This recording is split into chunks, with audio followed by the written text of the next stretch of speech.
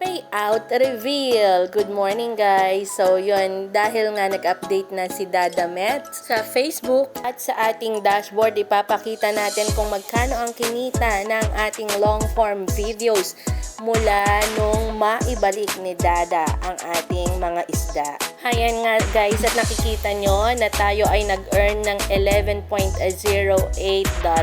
So maliit lang yan guys kasi small content creator lang naman tayo, unlike yung mga big creators talaga. Cents lang naman po talaga kasi ang kita per views sa ating mga long form videos. Pero ang sentimo na yon pag naipon naman po talaga ay malaking tulong na sa mga creators. Like sa akin, from time to time nag-upload naman po talaga kasi ako ng aking mga videos kasama ng aking mga bagets. So why not try to earn from those videos na rin, diba?